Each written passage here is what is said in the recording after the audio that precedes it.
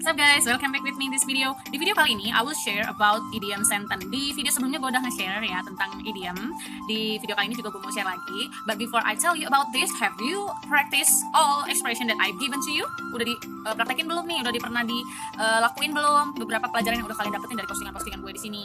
Kalau kalian mau belajar bahasa Inggris, kalau kalian mau bisa bahasa Inggris, you have to practice ya with your partner. If you can't find your partner, kalian bisa cari kelompok grup yang kita harus punya komunitas yang kita cintain. Gak cuma bahasa Inggris guys, kalau kalian punya hobi mancing, hobi sepeda, kalian kan punya grup tuh, jadi kalian bisa menuangkan tuh, you can explore about English there. Kalian bisa chatan, bisa kirim voice note, bisa ngecek pronouns. Nah jadi gitu guys, gue punya komunitas yang tadinya itu di grup itu komunitas guru-guru bahasa Inggris, but actually in that group there are some native speakernya juga, jadi ternyata di dalamnya tuh ada native speakernya. Jadi kita bisa chatan, ngobrol pakai bahasa Inggris, terus sometimes mereka ngirimin reading text gitu buat kita baca.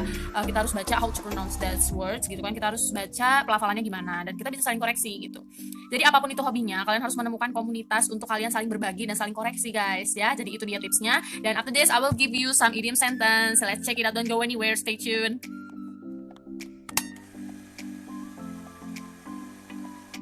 So guys, in this video I would like to tell you about idiom sentence. Jadi di video kali ini gue bakal ngejelasin beberapa idiom lagi. Di video sebelumnya udah gue jelasin idiom itu adalah peribahasa. Jadi kalau kalian cari arti kalimat ini di Google Translate, itu gak bakal sama dengan apa yang mau kita ungkapin guys. Oke? The first one, let's get the ball rolling. Yang pertama, kalau kita mau ngungkapin kita itu baru bangun tidur dan kita itu udah dibuat bete. Apa sih idiomnya?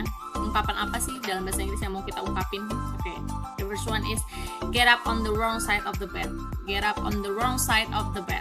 Ya, ini mengungkapkan kalau kita itu bete banget, lagi baru bangun tidur terus udah dibuat bete sama someone gitu. For example, with your sister or your husband or your mother.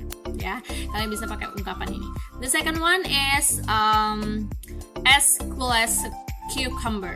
As cool as a cucumber. Ya, kalau kita artiin sedingin timun. Jadi nggak nyambung kan? As cool as a cucumber. Sedingin mentimun. Ya, di sini kita ngungkapin kalau kita itu menghadapi apapun itu, kita itu dengan santai, santuy gitu kan. Jadi we can say as cool as a cucumber. And next idiom is an elephant in a room. An elephant in a room. Kalau kita artiin seekor gajah di dalam sebuah ruangan. Can you imagine how is that? Kan nggak mungkin ya sebuah gajah di dalam ruangan gitu. Nah ini adalah ungkapan kalau kita itu berada di suatu ruangan dan satu ruangan itu teman-teman kita itu lagi tahu satu masalah, satu gosip, dan kita tuh udah tahu loh si masalah, si gosipnya tuh si dia gitu, si A, tapi kita tuh tetap sama-sama diem dan tidak ngebahas itu, nggak usah dibahas lagi di dalam situ. Jadi kalau kita mengetahui nih ada gosip apa tentang si A dan kita tahu A itu ada di situ dan kita nggak perlu ngomongin, we can say an elephant in a room. Okay, get it?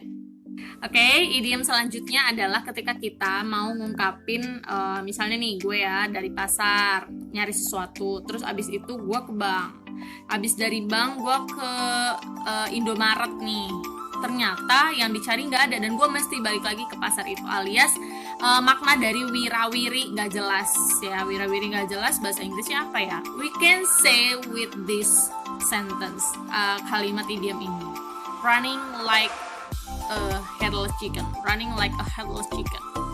Kalau kita artiin berlari tanpa kepala ayam. Kan nggak menyambung ya. Nah ini dia yang namanya idiom. Jadi running like a headless chicken itu maksudnya artinya wirawiri nggak jelas. That's it. Oke, idiom selanjutnya ketika kita mau ngungkapin kita tuh punya temen yang apa-apa cerita sama dia dan kita itu udah akrab banget, like kayak saudara gitu, konco kental lah bisa dibilang. Nah apa sih bahasa Inggrisnya konco kental? Dalam ungkapan idiom kita bisa pakai kalimat ini, thick as thieves. Thick as thieves. Oke, kalau kita artiin secara literatur itu tebal seperti apa? Thieves, pencuri ya, kan gak nyambung ya. Nah jadi itu dia makna dari thick as thieves. Maknanya adalah konco kental, bisa kalian pakai. Oke, next idiomnya ketika kita mengungkapkan kita tuh nggak usah buru-buru, jangan buru-buru gitu. Kita ngeliat seseorang lagi demen sama si A dan dia tuh ngebet banget, kita kita bilang aja, tahan dulu bro, jangan buru-buru. We can say hold your horses. Hold your horses. Kalau kita artiin secara literatur, apa tuh? Pegang kudamu. Kan nggak nyambung ya. Ya, lagi-lagi ini namanya idiom. Idiom itu tidak nyambung dengan kalau kita artikan di Google Translate, guys. Ini namanya idiom, peribahasa. Hold your horses. Tahan, jangan buru-buru.